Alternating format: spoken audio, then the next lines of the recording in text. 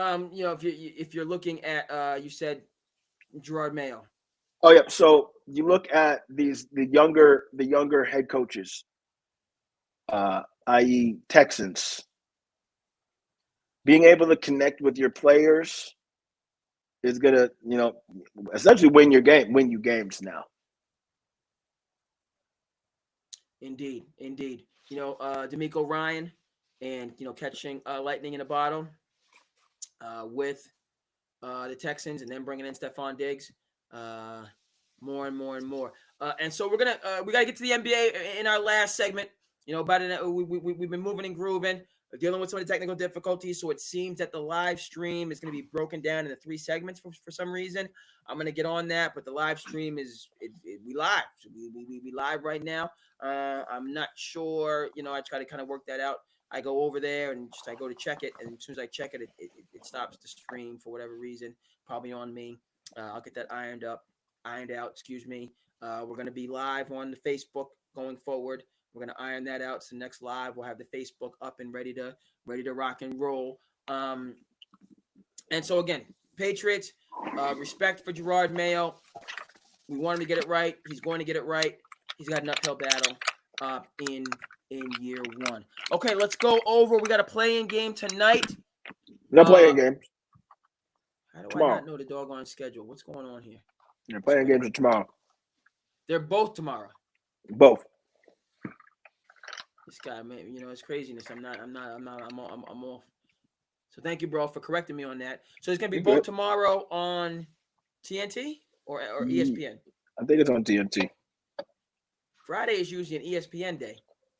That's why I was concerned. I thought there would be one TNT game tonight and then one ESPN game tomorrow. But if they're going back to back, it might be TNT because TNT it's ESPN then TNT. So yeah, 1-1. 1-1 tomorrow. 1-1. Interesting. Okay. But Pels and Kings. I made it clear, how I feel about this. I'm on the Kings bandwagon. Hook, line, and sinker. They laid hands on Golden State. Keegan Murray did his thing. And so I'm picking the Kings. You did call that. You called that one. You called that one. Yeah. Keegan, I will say, top 5 pick under the leadership of Mike Brown. His development, I just keep coming back to it. It really irks me that he went 10 for 10 this year from 3. Yeah. And he didn't come in the league as a 3-point shooter. Yeah, that wasn't his. He was not a 3-point shooter coming out of Iowa. No, at all. But his development has been. Yeah, added that to his game. Yeah. But it just not having Malik Monk, not having Cuter, is going to really, I think, prevent them from making a deep playoff run.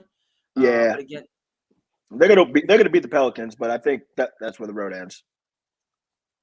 And I would have picked them to beat the Pelicans even if Zion was playing.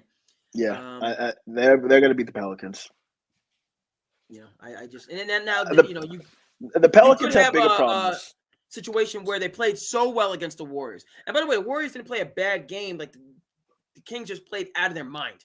The Kings play out of their mind. But you got to think I think the Pelicans have bigger problems. And the reason why I say this is they don't have a point guard.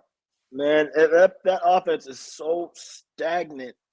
Once BI comes back, it's stagnant.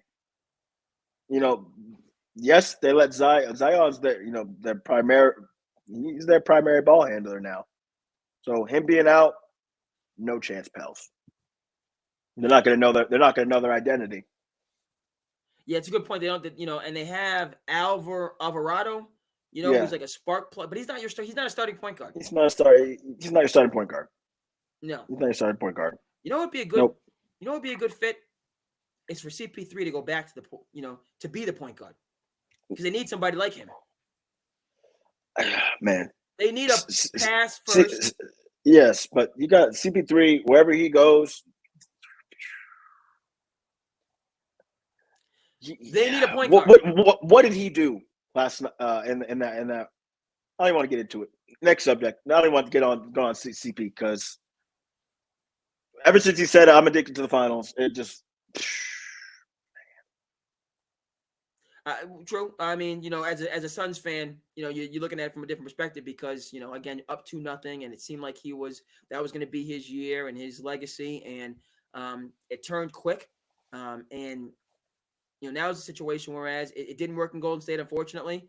I would have hoped that it would have, and he could have. It just flat out hasn't worked. He's already said he's out of there. Yeah, he's out of there. And they might have not have wanted him back anyway. I don't think they wanted him back. And he doesn't want to be there, and it's not a good fit. And it's part of the larger problem with Golden State in that it's time for them to move on from their older players, one of which is Steph Curry. You're obviously not moving on from Steph Curry, but to the point, like even if it just CP3 just does not fit. He doesn't have a place there because they're trying to get younger, and they're trying to get younger. Yeah, and they have to find these younger pieces and these younger stars. Need minutes, to be honest. What would be great? The Warriors would need a player like a Tyler Hero. They need an emerging star. They had one. His name was Jordan Poole.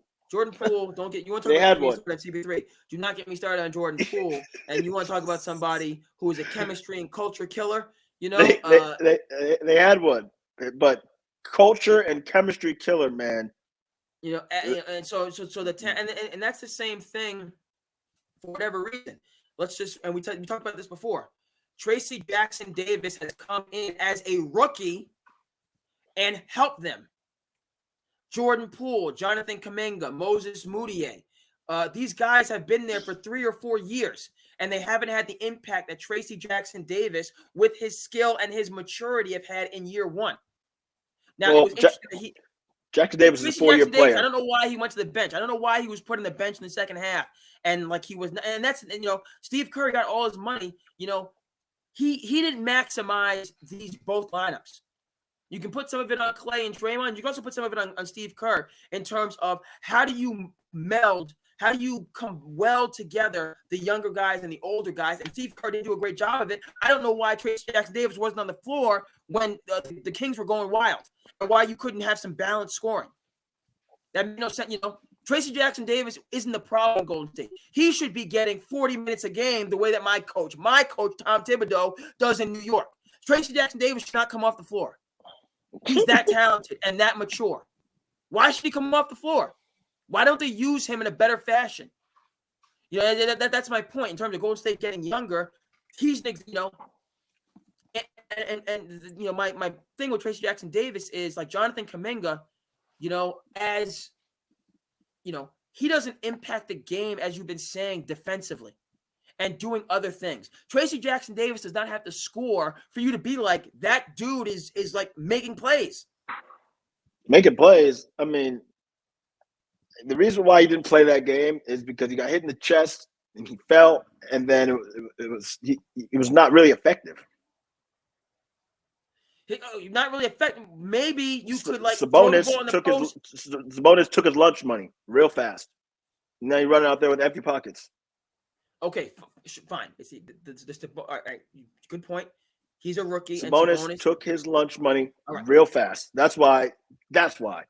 And if Steve Kerr let his rookie get hung out to dry by Sabonis when he has Looney, who historically plays better defense on Sabonis, as they have beaten them multiple times. But Looney gives you nothing offensively. Nothing. And then you have two people because Draymond's not hitting jumpers like that. So now it's 3-on-5. Draymond did hit the first jumper of the game. He hit that first three of the game. And then none after. Yeah, and then it was quiet. It was very quiet. Very quiet. After said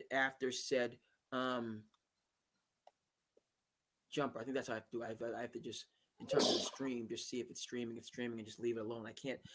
When I go over to that channel, for some reason the stream shuts off. So I just check it. It's going, and we'll just kind of keep it moving and grooving. But back to CP3. He needs a home. And to your point, New Orleans needs a point guard, a true point guard. I don't see him going to New Orleans either, because I don't see that. I don't see that working because they have a young core. RG Akino, who's on the Knicks roster. They just need a pure point guard that's going to come in Yes, Argiacono, who played for Villanova, who's one of the Knicks players. On the TJ McConnell would be another guy that I would say. Just a guy to come in and run the show for them, which is a good point. Or maybe you could just go with Hawkins and CJ McCollum in the backcourt, not really have a true point guard, but just have a point guard by committee type of situation. Long story, not so long. We both have the Pelicans in this game. Excuse me. We both have the Kings in this game, and the Pelicans fought valiantly, but they just don't have Zion not being there and the roster construction needing some work. Even though Murphy is good, Herb Jones is good, Valanciunas is good. I think they're gonna give him some go. They're gonna give him a run for their money. We have the Bulls and the Heat. Man, Jimmy Butler out for the playoffs. That was tough. Yeah, I don't even see the Heat winning. I see the Heat losing that game. Yeah. I'm first of all, let me just say this about the Heat 76ers game. Tyler Hero got hit. He got fouled on that shot. That was a foul. Okay, that was a clear foul by Nicholas Batum. Period. End of story. I wish they would have reviewed it. It wasn't a block. He didn't hit the ball at all. He hit his follow through. That's why the shot went short. He got fouled. He got hit. And what we do as an official, you say for an official, if you're and I don't even know if it was a 3 or a 2, but you should have had an angle. And not only did he get fouled, there was a stretch in the third quarter. I thought I liked the officiating in the playoffs where we let them play. There was a stretch in that third quarter where they were playing football, literally. Yeah. And you had 3 veteran referees on the game, and they took it to a level. That game, specifically the third quarter, was not well officiated for 3 veteran officials. Yes, playoff basketball is the best officiated basketball of the year, bar none. And Kyle Lowry was complaining because he went on a sequence and he thought he got fouled and he tumbled and they didn't call it. That was a great no call. But subsequently after that in the third quarter, there's a couple times where guys went to the basket and got clubbed, hit in the face across, and the refs were not calling it. And I know as an official, first of all, that lead official should get that call. You should be able to see the difference between verticality and a guy just shoving. And I made a motion and my headphones came off here. So let me get my headphones back in. Technical difficulties more and more. As I talk, maybe that was karma. I'm an official talking about officials, so that's a little bit of karma, But no, that third quarter, it got the referees let it go to a level, and there were some tough angles and calls that were missed. In it wasn't physical; it was fouls. But that didn't decide the game. I just thought it was a part of the tone of the game. But Tyler Hero certainly got hit. Bro, we're winding down now. Super duper unfortunate for Miami, who was going to lose in the first round. They weren't going to beat Boston or New York, but they would have given these teams, in my view, a run for their money, healthy. Bulls, I think, advance. I like what I'm seeing from the Bulls in terms of Kobe White and his surge and him being a most improved player. I can't pronounce his name. Diasu. That backcourt, smaller but just tenacious pit bulls. DeMar DeRozan, dependable. Vucevic, Caruso. They're a gritty team. Get Zach LaVine out of there. I can't stand his attitude. Get him out of there. Get some pieces in, and this team can continue to grow. The Boston's going to sweep them irregardless. And it's going to be we're going to have some good games going in to the first round of the playoffs.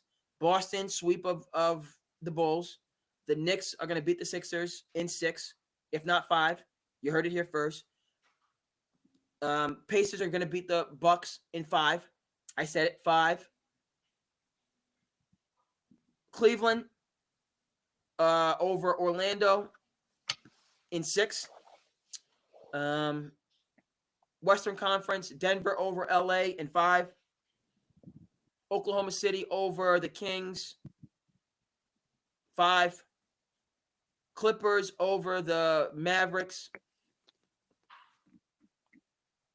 I'll say 7. I want to say 6, but I'll say 7 because of Luka. Who you got? Who you got in Clippers, Mavs? Clippers in 7. Clippers in 7. I want to say 6, but I'll say 7. And then T-Wolves over the Suns in 6. How do you feel about the first round, bro? Or how do you feel about the first round? How do you feel? Man,